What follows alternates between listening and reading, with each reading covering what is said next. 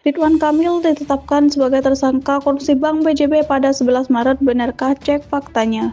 KPK kemarin mengumumkan bahwa hasil sitaan dari penggeledahan rumah Kang Emil dan di beberapa tempat lainnya, total hasil sitaan uang bentuknya deposito 70 miliar, kemudian disita juga rumah, tanah, mobil, motor.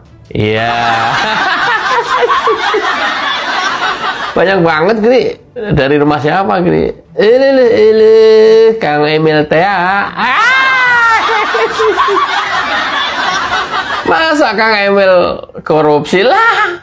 Gimana sih ente? Kemarin ada yang bilang Pak Prabowo tuh cuma berani nangkep para koruptor yang berlawanan sama dia. Tapi faktanya yang satu kolom juga kena tuh. Yang terbaru ada rumahnya Ridwan Kamil tuh yang digeledah sama KPK karena adanya dugaan kasus korupsi di Bank BJB. Jadi menurut gue penanganan korupsi di Kabinet Merah Putih itu fine-fine aja, bagus-bagus aja. Jadi kalau ada yang bilang tebang pilih ya tinggal tunggu waktunya aja kalau menurut gue. Karena yang menurut gue nangkep koruptor itu juga harus pakai strategi. Jadi nggak sembarangan. Intinya adalah para koruptor-koruptor kelas kakap juga udah kena lah. Yang menurut gue itu hampir mustahil dilakuin di era-era sebelum kepemimpinannya Pak Prabowo. Jadi ya buat netizen ya sabar-sabar. Apalagi karena kegarangan presiden dalam memberantas korupsi, ada isu Presiden Prabowo tuh mau digulingkan sama para naga-naga. Kalau gue sih doain yang terbaik aja lah, semoga nggak terjadi apa-apa sama Pak Prabowo. Apalagi niatnya baik gitu ya untuk memberantas para koruptor.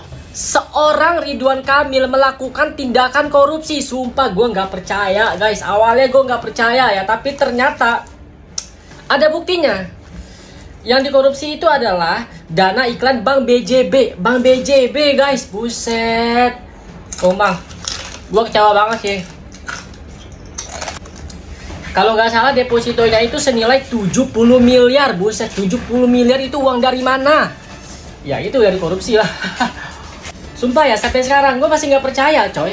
Karena seorang Ridwan Kamil loh ini, yang kita kenal baik, sopan, santun, bersih, tapi ternyata sama aja.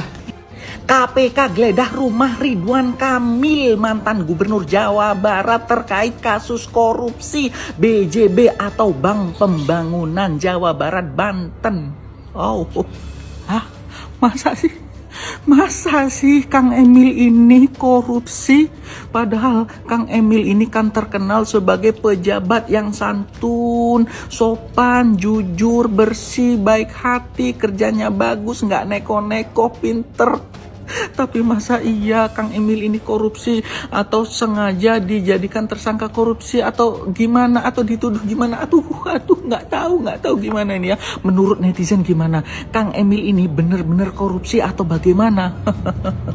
Ini sih terkait kasus markup pengadaan iklan Bank BJB yang merugikan uang daerah senilai 200 miliar. Wow, 200 miliar. Sebuah unggahan video di YouTube menarasikan Gubernur Jawa Barat periode 2018 sampai 2023, Ridwan Kamil ditetapkan Komisi Pemberantasan Korupsi atau KPK sebagai tersangka kasus korupsi PT Bank Pembangunan Daerah Jawa Barat dan Banten atau BJB. Ridwan Kamil resmi jadi tersangka skandal korupsi BJB, LKJS terkuak KPK tangkap RK dan 5 konglomerat. Namun, benarkah Ridwan Kamil ditetapkan sebagai tersangka korupsi Bank BJB pada 11 Maret?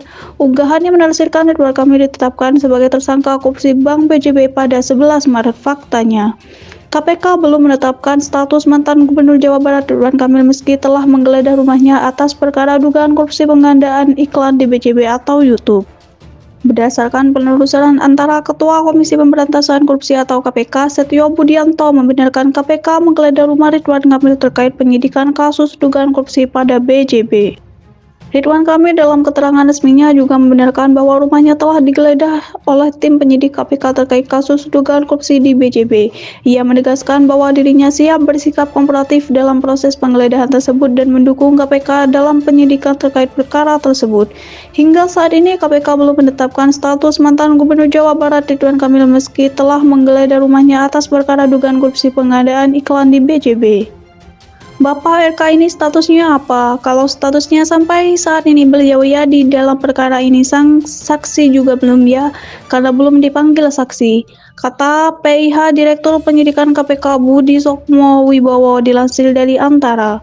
Saat ini KPK telah menetapkan 5 tersangka terkait kasus BJB, yakni Direktur Utama PT Bank Pembangunan Daerah Jawa Barat dan Banten atau BJB Yudi Renaldi, Kepala Divisi Korses BJB Widi Hartoto, dan 3 pihak swasta yakni Asikin Dulmanan, Suhendri, dan Sophan Jaya Kusuma.